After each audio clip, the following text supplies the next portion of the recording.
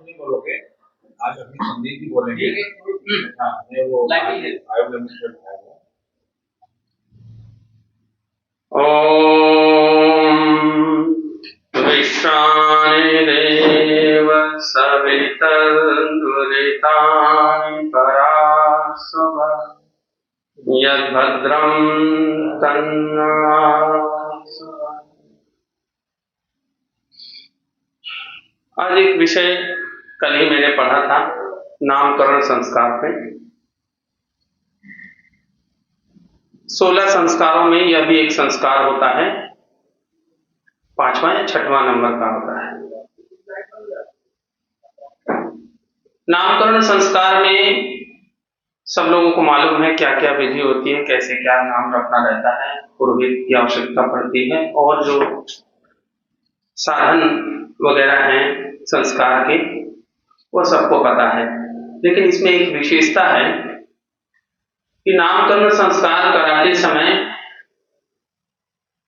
हम जितना अधिक से अधिक लोगों को जो हमारे परिचित हों उनको बुलाकर अगर वो नामकरण संस्कार कराते हैं तो क्या विशेषता रहती है कि इसमें एक विधि रहती है, सारी विधियों के पश्चात रहती है आशीर्वाद की विधि। उस आशीर्वाद का प्रतिफल कितना बड़ा रहता है ये नामकरण संस्कार में ये विधि भी बताती है और लगभग सभी संस्कारों में ये विधियां रहती हैं कि आगंतुक जो भी यजमान के जान पहचान के हैं वो उस बच्चे को आशीष प्रदान करें। अधिक से अधिक लोगों की संख्या का कारण है कि जितना अधिक लोग उस बच्चे को आशीर्वाद देंगे उस बच्चे का 3 तरह से मतलब जो है उन्नति होगी। पहली तो आयु बढ़ेगी उसकी, दूसरा यश बढ़ेगा और तीसरा बल बढ़ेगा। अब इसमें कुछ आश्चर्यजनक बात होती है कि आशीर्वाद घर से इतना कैसे हो जाता है, तो किसी बात को सिद्ध करने के लिए हम ऐतिहासिक उदाहरण से उसको सिद्ध करने का प्रयास करते हैं।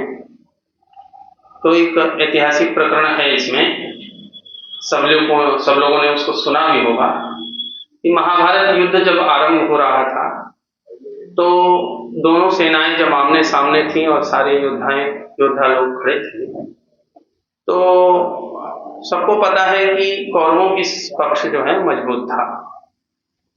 उस समय गिनती की जो माप रहती थी सेनाओं की गिनती वो अक्षौहिणी करके कुछ शब्द है और उसकी संख्या क्या है वह आप लोग जानते होंगे।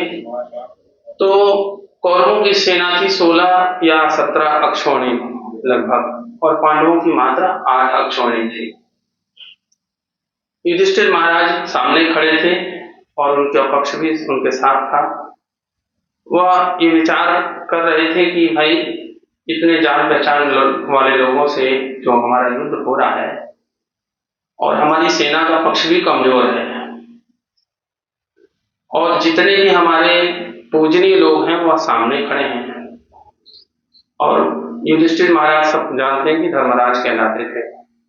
वो किसी भी कार्य को पूरी विधि विधान से किया करते रहे। तो उनको ये भी पता है कि कोई भी बड़ा कार्य स्टार्ट करने से पहले अपने बड़ों का आशीष लेते हैं। तो उन्होंने अपने सारथी को आदेश किया कि सामने वाले पक्ष में चढ़ो। जब वो जाने लगे तो अर्जुन और भीम आश्चर्य किए कि इतना बड़ा युद्ध का समय है और ये यहाँ क्यों जा रहे हैं, लगता है इनको पहले से ही इनकी दुर्गति आने वाली है, ये पिट ना जाए कहीं वहां जाके।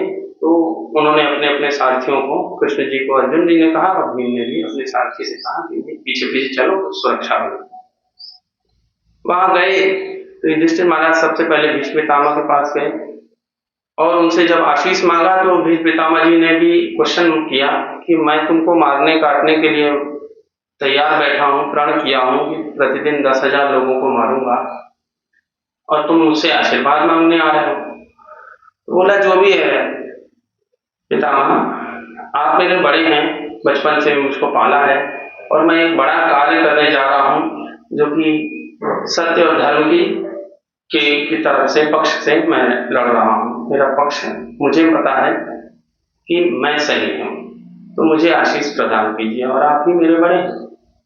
तो थोड़ी जिद की और आशीर्वाद प्राप्त किया, विजय का आशीर्वाद भी दिया। और इसी तरह उन्होंने जिद करके गुरु द्रोणाचार्य, गुरु कृपाचार्य और भूरिश्रवा और भी कई लोग थे, सबसे आशीर्वाद प्राप्त किया। और यह इतिहास से भी सिद्ध है कि उस आशीष का प्रतिफल ये हुआ था कि आयु, यश और बल, ये जो मैंने पहले बोला था, ये तीनों युधिष्ठिर महाराज का बढ़ा था। इसलिए नामकरण संस्कार में हमें प्रयास करना चाहिए कि अधिक से अधिक लोगों को जो है निमंत्रण दिया जाए। और जैसा कि महाभारत युद्ध की ही चर्चा हो रही थी, तो उसका एक प्रकरण और याद आ रहा है। ये प्रकरण तो खत्म होता है कि महाभारत काल में एक बड़े विद्वान हुए विदुर महाराज। विदुर महाराज के पास एक व्यक्ति पहुंचता है, वो हम आप जैसा साधारण व्यक्ति था, उतना नॉलेजेबल नहीं था। तो उन्होंने उनसे प्रश्न किया था कि हे महाराज, हमें स्वर्ग की प्राप्ति कैसे होगी? तो विदुर महाराज ने इसका बड़ा अच्छा उदाहरण दिया था कि स्वर्ग की प्राप्ति के लिए पहला तो एक मार्ग है कि जो व्यक्ति अपने आवश्यक कार्यों से समय निकाल के ईश्वर भक्ति करता रहे, प्रभु का नाम जपता रहे, प्रभु का भजन करता रहे, तो उस व्यक्ति को स्वर्ग की प्राप्ति होगी। उस व्यक्ति ने सुना और प्रत्युत्तर में प्रतिप्रश्न किया उनके साथ कि हे प्रभु, अगर किसी व्यक्ति का ईश्वर भक्ति में मन न लगता हो, ईश्वर भजन में मन न लगता हो, ईश्वर के नाम लेने में मन न लगता हो, तो वो कैसे स्वर्ग की प्राप्ति करेगा? तो विदुर महाराज ने इसका प्रत्युत्तर दिया था कि ऐसा व्यक्ति जिसका ईश्वर के भजन में मन न लगता हो, उस व्यक्ति को देश, धर्म और सत्य के लिए युद्ध लड़ना चाहिए और युद्ध लड़ने में पूरा प्रयास करना चाहिए कि उसकी विजय प्राप्त हो। इस सूरत में स्वर्ग की प्राप्ति हो सकती है। तो उस व्यक्ति ने फिर प्रतिप्रश्न किया कि अगर विजय प्राप्त न हुई तो विजय प्राप्त न हुई तो भी विदुर जी ने उत्तर दिया, इसका भी हल है कि वो युद्ध लड़ते लड़ते उसका पक्ष लेकिन सही होना चाहिए। अगर वो दुर्योधन की तरफ से लड़ेगा तो वो प्राप्ति नहीं मिलेगी।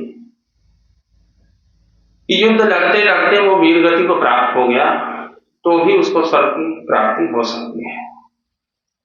यहां पर फिर उसने प्रति प्रश्न किया कि हे प्रभु, एक व्यक्ति है जो पूरे जीवन भर ईश्वर की भक्ति भजन करता रहेगा और कई वर्षों तक जो वह कर लेगा, उसके बाद उसको स्वर्ग की प्राप्ति होगी। और दूसरा व्यक्ति है, युद्ध में हो सकता है 25 मिनट में ही वीर गति को प्राप्त हो जाए, हो सकता है 50 दिन भी लगे। तो ये अन्याय नहीं हुआ, दोनों की सुख की प्राप्ति हो रही है, स्वर्ग सुख की। तो उन्होंने कहा, हाँ बिल्कुल सही प्रश्न किया है तुमने, दोनों के लेकिन स्वर्ग की प्राप्ति में थोड़ी भिन्नता रहेगी। भिन्नता ये रहेगी कि जो ईश्वर भक्त होगा उसको अलौकिक सुख की प्राप्ति होगी और जो व्यक्ति युद्ध लड़ते लड़ते वीरगति को प्राप्त होगा या विजय को प्राप्त होगा, उस व्यक्ति को लौकिक सुख की प्राप्ति होगी। तो ये कुछ प्रकरण मैंने कल ही पढ़े थे, आपके सामने रखा हूं। उतना सजा धजा के नहीं रख पाया हूं, शायद अपनी वाणी को विराम देता हूं। ओम अरे गायत्री मंत्र बोल दो, हम चाहते हैं कि आप थोड़ा शुरू करो। आ जाओ गायत्री मंत्र बोल। भाई क्या है कि धीरे धीरे होना चाहिए। उससे पहले मैं प्रधान जी से निवेदन करूंगा कि हमारे बीच में विनायक जी आए हैं, उनसे बुलवाऊंगा ना। हाँ, वो एक कहावत भी सुनी होगी आपने कि पिता का अनुवृत्ति होता है पुत्र। तो जिस तरह से आदरणीय मृत्युंजय जी ने अपने विद्यालय में यज्ञ का जो एक वो नियम है वो चालू करवाया, उसी तरह मैं देख रहा हूँ मेरे से विनायक जी हमेशा बात करते रहते हैं, जुड़े रहते हैं और उन्होंने अपने ही बड़े कठिन प्रयासों से इस चीज को आरंभ किया, क्योंकि यहाँ पर डीएवी में फिर भी जो है पॉजिटिव माहौल है। लेकिन इन्होंने अपने बीना डीएवी का जो माहौल बताया बहुत ही ज्यादा पॉजिटिव नहीं है। फिर भी इन्होंने इस कार्यक्रम को वहां पे चालू करवाया है और अपना तन और मन और धन तीनों लगा के इस चीज को चालू करवा दिया है और प्रतिदिन वहां यज्ञ होने लगा है। तो मैं चाहूंगा कि वो भी 2 शब्द बोले और अपना अनुभव बताएं। पहले ही मैंने बोल दिया है, आप आइए। मैं सुन नहीं पाया, प्रकाश को मैं सुन नहीं पाया। ये क्या भी तुम बोलोगे विनायक। मेरे को तो ऐसा है कि अमिताभ इनके जो है ना रीजनल डायरेक्टर, उनसे हफ्ते में एक आध बार बात हो जाती है। जी जी, तो वहाँ की सब जानकारियां मुझ पे हैं।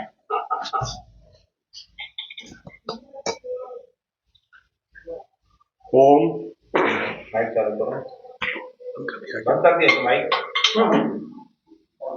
आवाज जाती है। ओम प्रधान जी ने बोलने का आदेश दिया है, कोई तैयारी तो है नहीं बोलने के लिए, फिर भी संतोष जी की बात से ही बात उठाता हूँ। उन्होंने भी स्वर्ग की चर्चा की, तो मुझे ऐसा लगता है कि अपने धर्म में स्वर्ग नरक की कोई विवेचना कहीं कहीं नहीं कही है। आप जिन्होंने वेद पढ़ा है वो बताएंगे, मुझे तो मैंने तो पढ़ा नहीं है वेद, कि स्वर्ग नरक हमारे धर्म में कहीं है कि नहीं है। तो जो मैंने समझा सीखा वो ये है कि 2 तरह के धर्म, उनको पंथ बोल लो, मतांतर बोल लो, जो ही बोल लो, वो एक सेट ऑफ जो रिलीजन है वो पैदा हुए एक स्थान पे। जैसे कि जो अरब के आसपास के रीजन में जुडाइज्म, मतलब जो जूइश लोग हैं, और इस्लाम और क्रिश्चियनिटी तीनों एक जगह ही पैदा हुए। फर्स्ट जुडाइज्म था, उसका ही जो जीसस क्राइस्ट थे वो खुद एक जूइश थे और उन्होंने जुडाइज्म की मोस्टली बातें उठाई, और उसके बाद में मोहम्मद साहब पैगंबर जो है वो आए और उन्होंने इस्लाम की स्थापना की। तो तीनों स्थान बहुत नजदीक पास में ही है। जुडाइज्म इसराइल में था और जीसस क्राइस्ट भी इसराइल में हुए, और उनका प्रभाव बाद में यूरोप में गया, एक अलग कहानी है।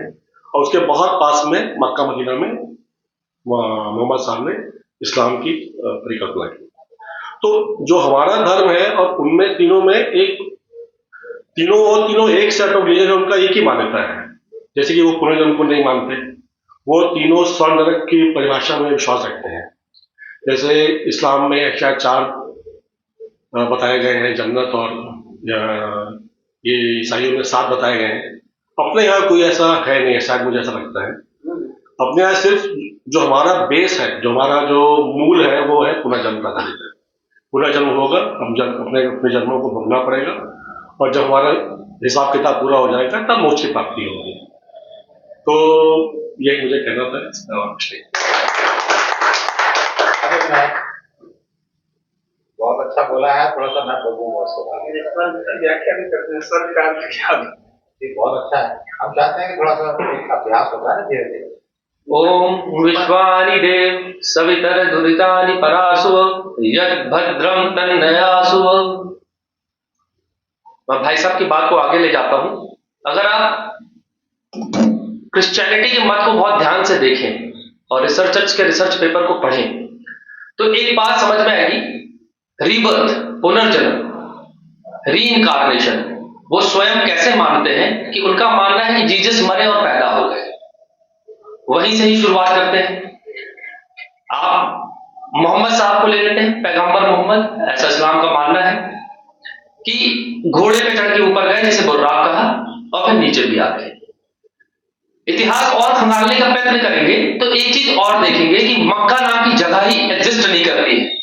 1700 कुछ तक, 7वीं शताब्दी तक एग्जिस्ट नहीं करती, इतिहास नहीं कहता। क्योंकि अगर आप उस पूरे कालखंड को ध्यान से समझें और उसकी ज्योग्राफी को आप देखेंगे तो मक्का बिल्कुल कोने में बसा हुआ शहर था। बहुत सारी चीजें उन्होंने यहूदियों से अपने आप में अपना ली, कट कॉपी एंड पेस्ट जिसे आज कहा जाता है। भारतीय परिदृश्य में देखें, सनातन धर्म की चीजों को देखें या वैदिक कल्चर को देखें, तो हम पुनर्जन्म पे बहुत ज्यादा विश्वास करते हैं। हम मानते हैं और जानते भी हैं और पहचानते भी हैं कि जो हम करते हैं, हमारे कृत्यों का प्रत्यक्ष एवं परोक्ष असर हमारे जीवन पर पड़ता है। आप देव यज्ञ करेंगे तो उसका आपको जितना भौतिक लाभ है, जितना आपको दैहिक लाभ है, उतना ही आपको दैविक लाभ भी है।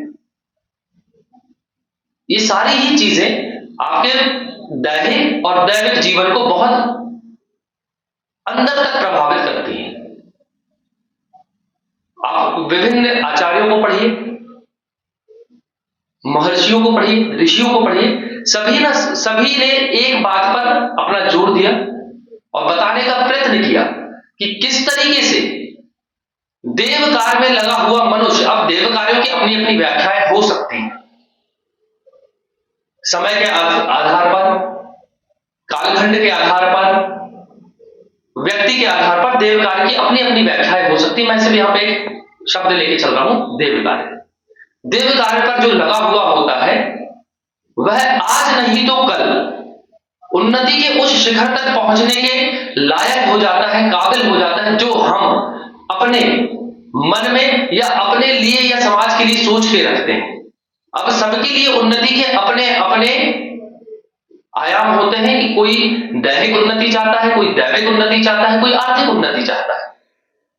परंतु यदि आप देव कार्य में लगे होते हैं, उसमें ये योग भी जोड़ता हो, तो आपको ये तीनों चीजें ही आसानी से प्राप्त हो सकती हैं। जहां तक रही मेरी बात कि डीएवी बीना रिफाइनरी में हवन कराने की, तो जब मैंने पिछले वर्ष 2 वर्ष पहले डीएवी बीना रिफाइनरी ज्वाइन किया, तो पौराणिकों का इतना ज्यादा प्रभाव था कि यज्ञशाला में कबूतर बैठे हुआ करते थे। और इस हमारे डीएवी जोन सी में सबसे सुंदर यज्ञशाला है हमारे पास, जिसमें एक बार में 100 लोग बैठ के यज्ञ कर सकते हैं। पर विडंबना ये थी कि उस पर कबूतर बैठा करते थे और बीट किया करते थे। तो पहले तो प्रयत्न ये किया गया कि लोगों को ये समझाया जाए कि यज्ञ ना ही वैदिक कार्य से अगर आप उसको अलग अलग कर रहे हैं तो सिर्फ किसी एक की देन नहीं है, उस पे हम वैदिकों का ही अधिकार नहीं है। पहले तो ये समझाने का प्रयत्न किया गया। और फिर दूसरा ये कि क्यों वैदिक मत यज्ञ को प्रमोट करता है, इस बात को समझाने का प्रयत्न किया। आप कुछ कीजिए चाहे ना कीजिए, परंतु प्रतिदिन क्या करें, यज्ञ करें, आहुति का दान अवश्य करें। और पूरा नहीं कर सकते हैं तो आर्य सत्संग गुटका में जितना दिया है और डीएवी की डायरी में भी दिया होता है, उतना ही कर ले। तो धीरे धीरे करके प्रारंभ किया गया, अलग अलग गांवों में प्रारंभ किया गया। मैं प्रतिदिन रविवार को एक गांव पकड़ता था, उसके मंदिर को पकड़ता था, वहां से प्रारंभ किया मैंने। और आज करते करते लगभग 2 वर्षों में प्रतिदिन हमारे डीएवी स्कूल में रविवार के दिन भी हवन होता है। इसके साथ साथ हर तीसरे रविवार को हम किसी एक गांव को चुनते हैं, उस एक गांव में हवन करते हैं, यज्ञ करते हैं और ज्यादा से ज्यादा लोगों को जोड़ने के लिए प्रेरित करते हैं कि वे आर्य समाज एवं आर्य समाज की विचारधारा से जुड़े। ये एक कार्य था जो पिछले 2 वर्षों से मैं करने का प्रयत्न कर रहा हूं और ईश्वर की असीम अनुकंपा से मुझे धर्मावलंबी लोगों का बहुत सहयोग मिला, वहां आर्य समाज का बहुत सहयोग मिला, क्योंकि बीच बीच में दिल्ली आना जाना हुआ तो आर्य समाज के लोगों से भी मुलाकात हुई, समाज के लोगों से भी जुड़ाव है और उन्होंने भी अपने अपने स्तर पर प्रयत्न किया। और इसके परिणाम स्वरूप यह हुआ कि आज प्रतिदिन डीएवी बीना रिफाइनरी में हवन होता है, यज्ञ होता है। इसके साथ साथ हर तीसरे रविवार किसी न किसी एक ग्राम में, एक बस्ती में हम जाके हवन यज्ञ करते हैं, ताकि ऐसे वंचितों के हम पहुंच सके और अपनी विचारधारा पहुंचा सके, जो आज भी पौराणिक मत मतांतरों के चक्कर में जातिवाद समाजवाद के पेड़ में फंसे हुए। तो प्रयत्न हमारा यही है कि वे उससे बाहर निकलें और वैदिक विचारधारा से जुड़े। ओम।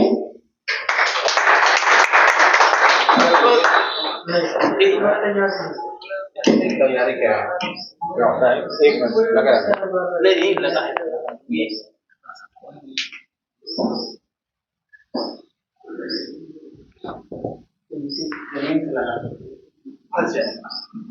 ओम। आइए गायत्री मंत्र से शुरू करते हैं। सब लोग बैठ जाएं और अपने आप को परमात्मा के अधीन मानते हुए करें। ओम भूर्भुवः स्वः तत्सवितुर्वरेण्यं भर्गो देवस्य धीमहि धियो यो नः प्रचोदयात्। आज का रविवारी सत्संग हवन यज्ञ का कार्यक्रम संपन्न हुआ। परमपिता परमात्मा की कृपा से आज 3 प्रश्न उठे। एक आशीर्वाद, दूसरा यज्ञ और तीसरा अपना एक हमारा मत और विभिन्न मत धर्म। तो सबसे पहले तो धर्म की बात करते हैं। तो हमारा धर्म जो है वो ईश्वरीय प्रेरणा से है। बाकी का है कि व्यक्ति की एक अनुभूति है, उसकी मतलब एक व्याख्या है अपने हिसाब से। हमारा जो धर्म है वैदिक धर्म, उसके लिए एक सबसे बड़ा है कि जो तर्क की कसौटी पर और विज्ञान की कसौटी पर सत्य है वही धर्म है। हमारे यहाँ ये नहीं है कि जो मैंने कह दिया वो धर्म है। बाकी में क्या है कि वो हमारे आर्य समाज के नियम में भी है ना, सत्य को ग्रहण करने और असत्य को छोड़ने में सर्वदा उद्यत रहना चाहिए। 100% सत्य कहाँ है? परमात्मा के पास।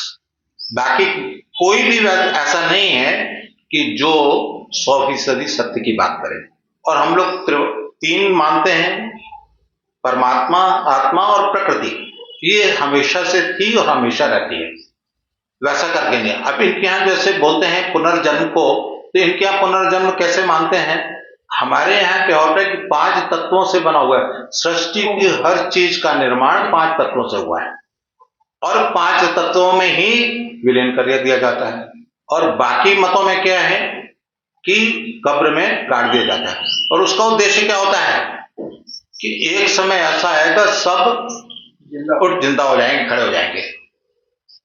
ऐसा कभी नहीं हुआ। हमारे यहाँ तो 5 तत्वों से बना है और 5 तत्वों में विलीन हो जाता है। अग्नि संस्कार किया जाता है, हमारा अंतिम संस्कार, दाह संस्कार, अंतिम संस्कार किया जाता है। अब उसके बाद पौराणिक लोगों ने कई चीजें बना दी। पौराणिकों में बहुत बड़ा एक मतलब होता है, आदमी भ्रमित होता है।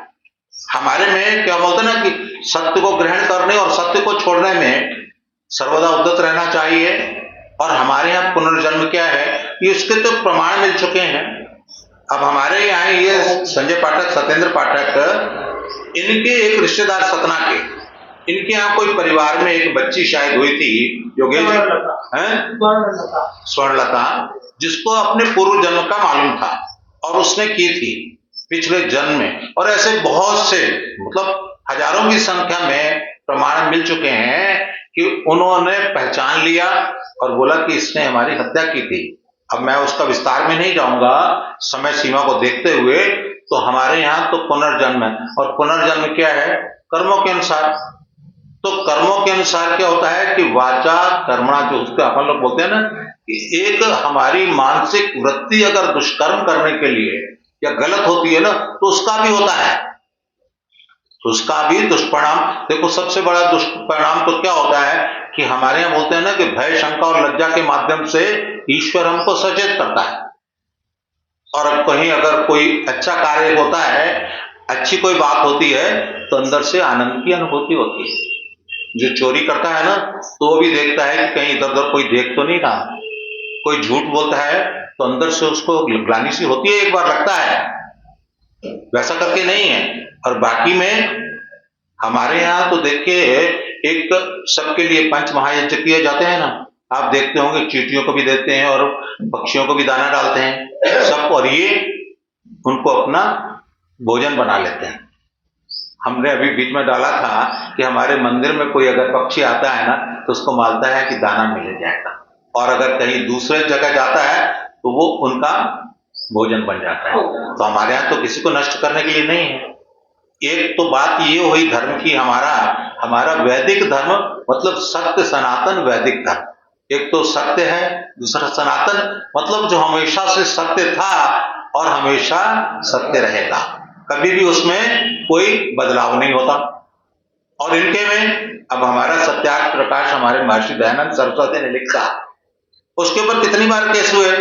2008 में आखिरी बार केस हुआ, और उसका मैं कई बार उदाहरण दे चुका हूं कि हुआ उच्च न्यायालय में, और उच्च न्यायालय के न्यायाधीश जो कि मुसलमान था, जो उनकी तरफ से पक्ष से लड़ रहा था, और वो भी मुसलमान, और अंतो तक गत्वा वो जब विजय हुई और उन्होंने गहराई से स्वाध्याय किया उसका, सत्यार्थ प्रकाश का निर्णय किसके पक्ष में हुआ?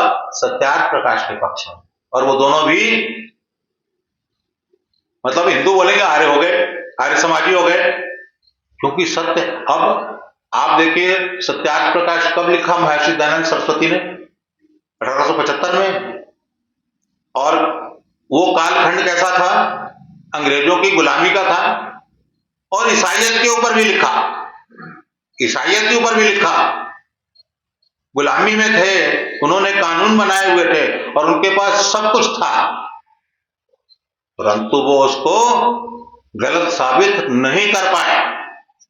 बहुत से अंग्रेज विद्वान भी जो थे ना, वो दयानंद सरस्वती के, और उन्होंने बोला है, मैक्स मूलर, उसने जब जीवन में अपनी आत्मकथा लिखी तो अंत में वो हमारे वैदिक धर्म से प्रभावित था। हालांकि उसने संस्कृत का अध्ययन किया और करके हमारे यहां बहुत मिलावट हुई। आप देखिए, मतलब रामायण और महाभारत सीरियल तो सभी ने देखे हैं, आए हैं, तो हमारे यहाँ क्या नारी तो नारायणी, यत्र नारेस्तु पूजनते रमनते तत्र देवता। 17वीं शताब्दी तक तो शायद मैं सोचता हूं कि ये दूसरे मत पंथ और जो है ना, हम धर्म तो मानते नहीं, धर्म तो एक सिर्फ वैदिक धर्म है, बाकी मत पंथ और संप्रदाय नारी को क्या है कि भोग की वस्तु मानते हैं, भोग की मानते हैं, उसमें आत्मा ही नहीं मानते। और हमारे यहाँ साधारण सी बात है, अभी नवरात्रे आने वाले हैं फिर, और हमारे यहाँ तो कन्याओं का पूजन होता है, नारियों का सम्मान होता है, बोलते ही है ना। हमारे यहाँ क्या शब्द है उसके लिए बोला जाता है? सहधर्मिणी और गृहिणी। गृहिणी मतलब एक सिर्फ गृहिणी शब्द को ले लीजिए, जिसका पूरा परिवार ऋणी है, जिसका पूरा परिवार ऋणी है। आप एक अभिवादन की बात कर रहे हैं, हमारे यहाँ अभिवादन का क्या तरीका है और दूसरों का क्या तरीका है, आप देख लीजिए। हमारे यहाँ क्या है? साष्टांग, दूसरा चरण वंदना, और तीसरा झुक के भी करते हैं, दोनों हाथ। हमारे यहाँ ये देखिए जो बने हुए हैं ना, हम करते हैं, तो इसके ये देखिए करने का ये तरीका है कि ये बना हुआ है हृदय के दोनों जो फेफड़े हुए ना, उनके बीच में जगह है, ये अंगूठा लगाते हैं ना, तो ये इसमें लगता है, और उसके बाद सिर को झुकाते हैं। तो हमारे यहाँ प्रणाम करने का मतलब पूरी तरह से समर्पित होने का। और किसके आगे? अब देखिए इन्होंने महाभारत की बात किया, महाभारत में दुर्योधन आए तो कहां हो गए? सिरहाने खड़े हो गए, और अर्जुन पैरों के पास बोले मैं पहले आया हूं। कृष्ण नीति पढ़िए, अगर कृष्ण नीति, तो राम नीति और कृष्ण नीति में फर्क है, और फर्क समझ में आता है, तो बोले मैं पहले आया हूं इसलिए मुझे पहले मांगने का अधिकार। उस समय की सबसे बड़ी जो सेना थी वो किसकी थी? अच्छी मजबूत नारायणी सेना, कृष्ण जी की नारायणी सेना। तो उन्होंने बोला एक तरफ मैं और मेरे ये है कि मैं हथियार नहीं उठाऊंगा, और दूसरी तरफ नारायणी सेना है। तो दुर्योधन ने सोचा कि ये हथियार भी नहीं उठाएंगे और एक तरफ इनकी सेना है वो हथियार भी उठाएगी, और उस समय की बहुत मजबूत सेना, जैसे उन्होंने बताया कि जो पांडवों की सेना थी उससे दुगनी से ज्यादा थी कौरवों की सेना। और कौन कौन थे विस्तार से चर्चा नहीं करूंगा।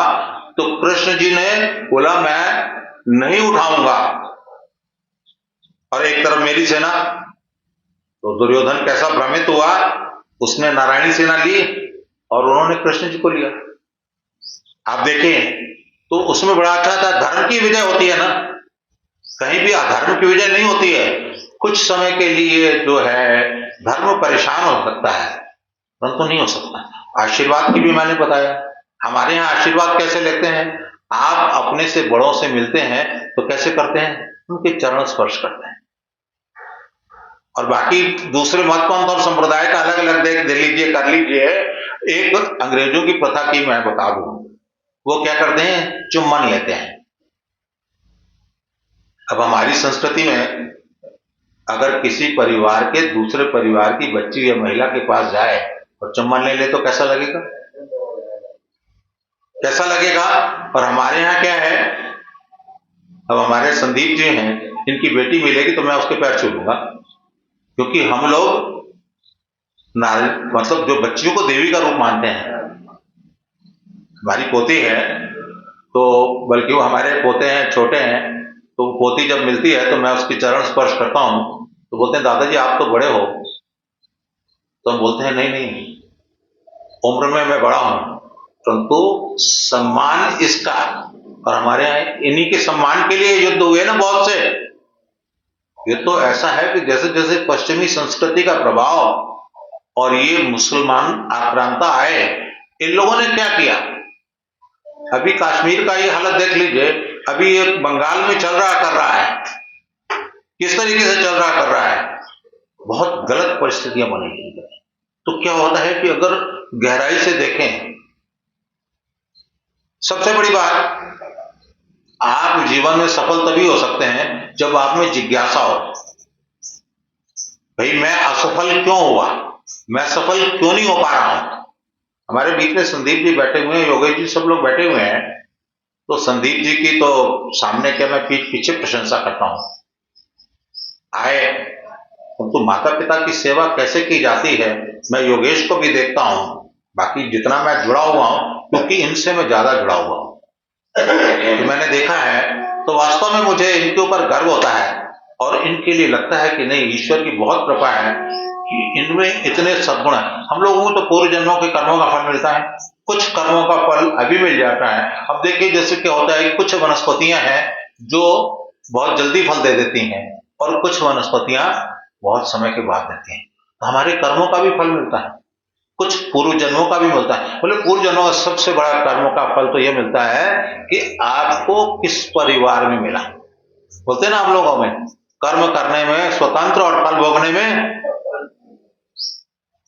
कर्म करने में स्वतंत्र और फल भोगने में परतंत्र हैं।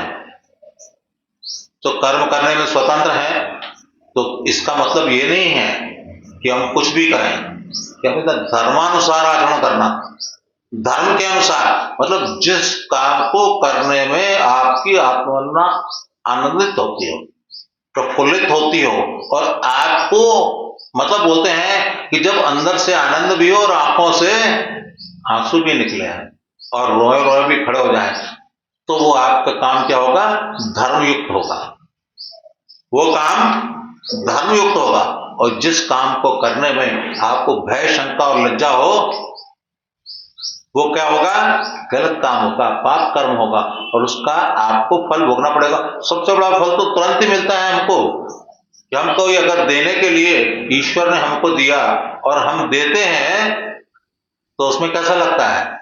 और अगर हम हाथ फैला के मांगते हैं कि भाई साहब सूरी जी मेरी मदद कर दीजिए, तो अंदर से तो ग्लानि होती है ना। तो तुरंत तो समझ में आता ही है, करता है ना, क्या चाहता है आदमी, ईश्वर से यही प्रार्थना करता है कि ईश्वर दे और दिलवा, तो हमको गर्व होगा। आज अगर विनायक गए हैं और करवा रहे हैं, क्या है कि आपके अमिताभ जी से तो मेरी बातचीत होती रहती है, क्योंकि अभी वो मेरे को बोल रहे थे टंकारा चलो आपका भी रिजर्वेशन करा देते हैं हम करने के लिए। तो अपनी शरीर की और परिस्थितियां होती हैं, तो मैंने कहा नहीं जा पाएंगे हम। तो यहाँ से भी सभी स्कूलों से 2-2 टीचर शिक्षक गए हैं और बाकी लोग भी गए हैं, बहुत से लोग गए हैं।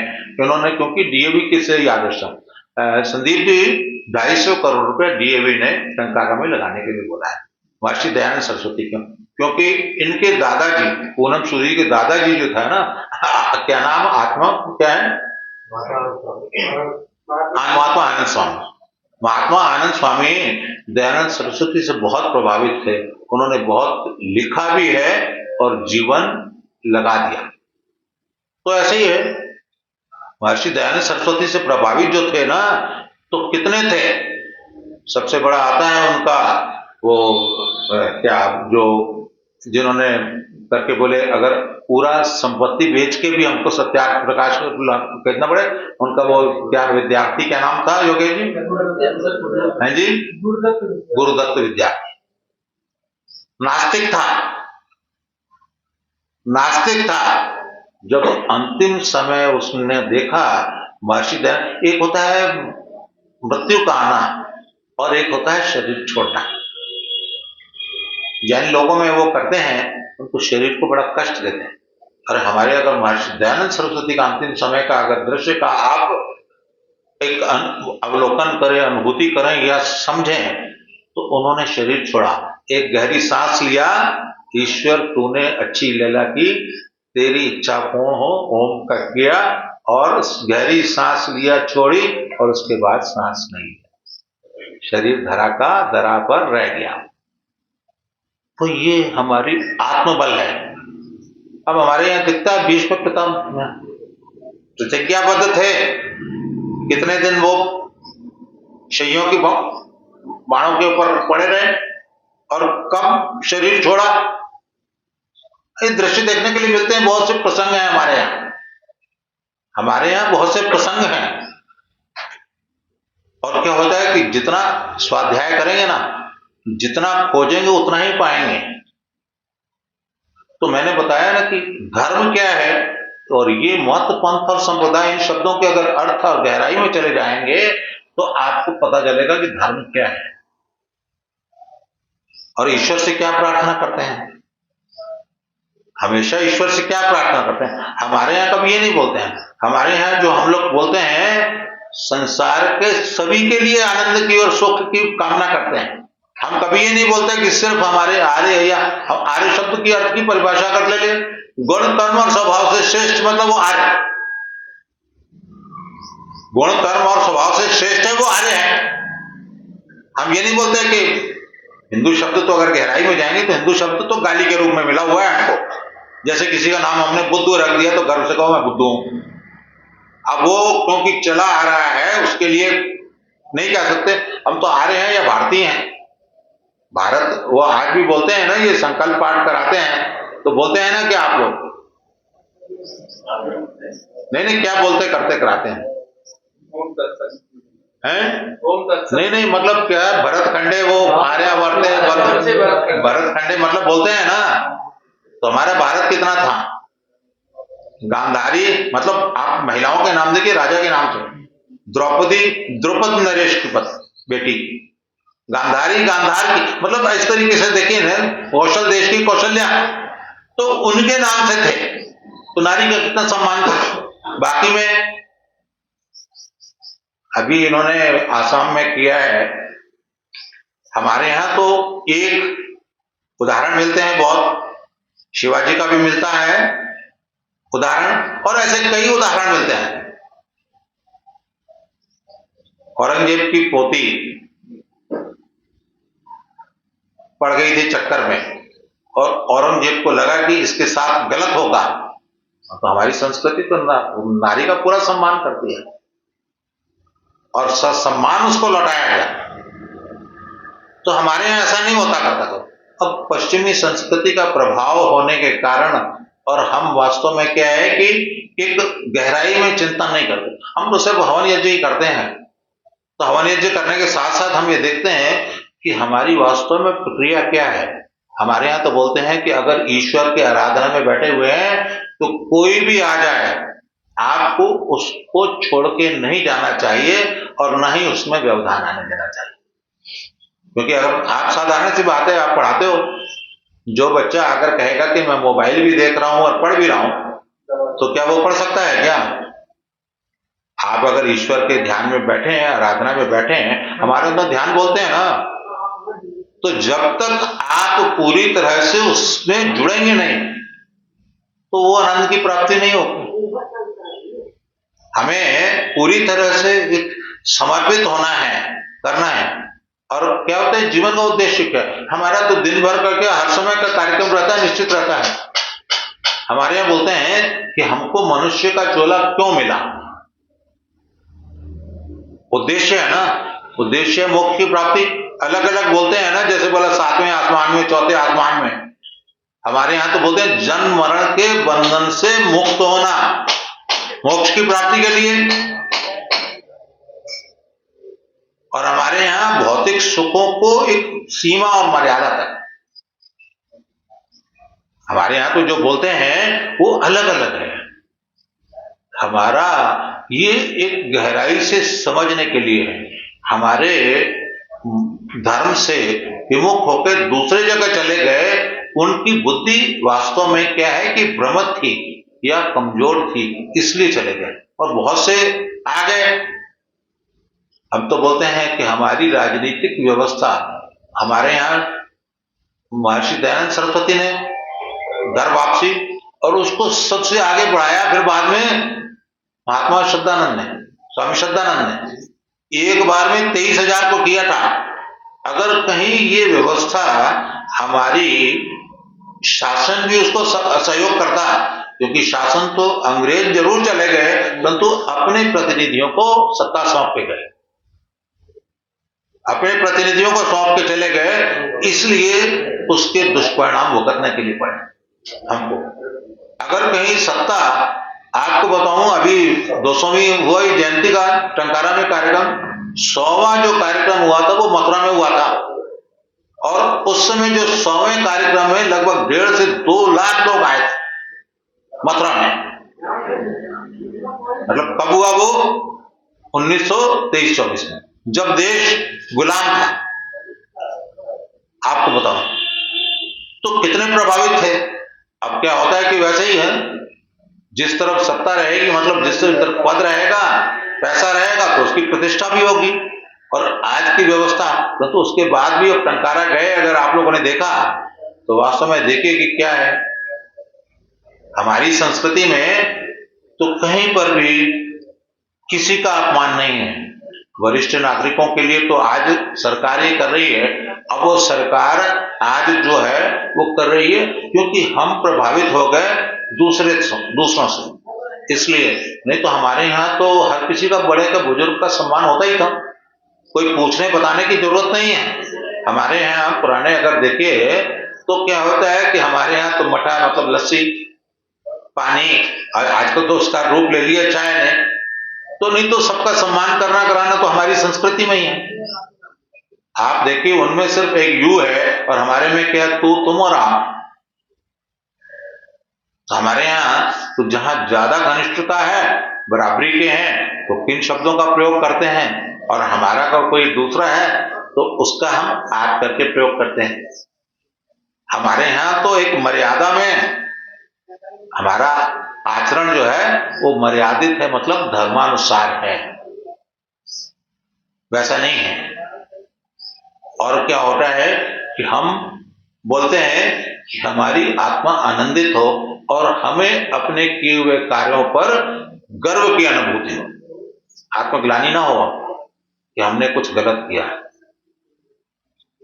चलिए एक बात कह के मैं समाप्त करूंगा कि हमारा आयुर्वेद को इन्होंने नष्ट किया। बहुत से उदाहरण मिलते हैं। एक अलाउद्दीन खिलजी का मैं बता के, बख्तियार खिलजी, अलाउद्दीन बख्तियार खिलजी, जिसने नालंदा वगैरह जलाए थे, वो अस्वस्थ हो गया, बीमार हो गया। अब बीमार हो गया, उनके जो थे, जो हकीम वगैरह, वो सब असफल थे। बोले आयुर्वेदाचार्य को बुलाना पड़ेगा, आयुर्वेदाचार्य को बुलाना पड़ेगा। तो बोले नहीं, मैं उसका करूंगा नहीं, और उसका जीवन भी बचाना जरूरी था। तो दी गई उसको कि अगर तुम इनको ठीक करोगे तो हम तुमको इनाम देंगे, नहीं तो तुम्हारा सिर तन से जुदा कर देंगे। ये सत्य घटना बता रहा हूं जो मैंने पढ़ी है। तो उसने बोला कि ठीक है, मैं इनको कुरान पढ़ने के लिए देता हूं और ये ठीक हो जाएंगे। शर्त यह है कि हर पन्ने को पलटेंगे तो ये अपना उससे लगा के पलटेंगे। बोले ठीक है। तो उसने औषधि का लेप उसकी कुरान की पुस्तक के पन्नों में कर दिया। वो हर पन्ने को पलटता था तो उससे पलटता था, उसमें औषधि लगी हुई थी और उससे वो ठीक हो गया। तो हमारा ये है। आज भी देखिए योगेश जी तो जुड़े हुए हैं। अभी हम लोग गए थे वहां पर, तो योगेश जी के लिए बोल दिया, तो योगेश जी के पास तो भीड़ लग गई पूछने के लिए कि मैं अस्वस्थ हूं और कैसे स्वस्थ हूं। सबसे बड़ा आपकी अनुभूति, आपका आत्मबल। अगर आपकी विपरीत परिस्थितियां हो और अपने आप में लाइए, ना ना मैं तो ठीक कर लूंगा और मेरे में ठीक हो जाएगा, कुछ करने की जरूरत नहीं है, सिर्फ गहरी सांस लेना और छोड़ना और ईश्वर की उसमें ओम का जाप करना, आप स्वस्थ होने लग जाओगे। तो हमारे यहाँ तो बड़ी प्राणायाम मतलब प्राण मतलब प्राणवायु, आयाम मतलब लंबाई, जैसे बोलते हैं ना वो हमारे ये संतोष जी बोलते हैं कि 10 सेकंड में ओम का पूरा करो। और देखिए क्या होता है कि बोलते हैं ना, एक साधारण सी बात बोलते हैं कि जितनी सांसें लेके आए उतनी सांसें लेनी है। तो वो हमारे यहाँ बोलते हैं गहरी सांस और लंबी सांस लो, मतलब आपका जीवन लंबा हो जाएगा और स्वस्थ रहोगे। चलिए, आज जो प्रसंग के ऊपर बात हुई तो मैंने अपनी तरफ से उसका जितना हमारा एक सामर्थ्य था, ज्ञान था, उसके हिसाब से व्याख्या करने का प्रयास किया। सबका लिए बहुत बहुत धन्यवाद। ओम।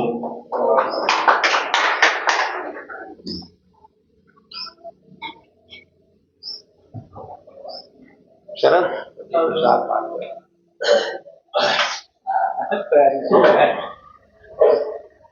मैंने एक बोल रहा हो गया पानी हो गया मेरा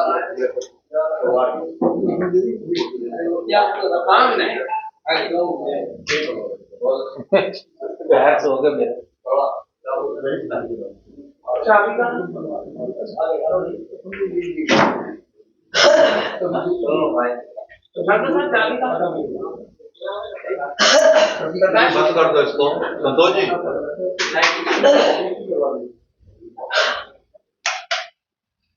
लंबा हो गया अलग आपका 3 लोगों की थी तो मैं तीनों की बात करता। अरे प्रसाद जी,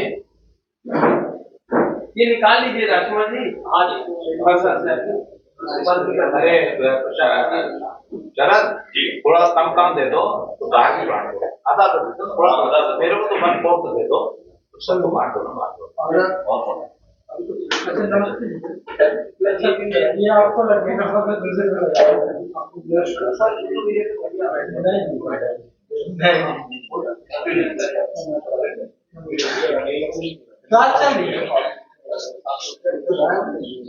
शाम को नहीं है यहाँ पे, शाम को तो यहाँ पाना भी है प्रकाश। हाँ चले शाम को 6 से 7:30 या 7 तक। पैसे की आवश्यकता कितना निकाल प्रकाश मॉर्निंग में 7:30 अभी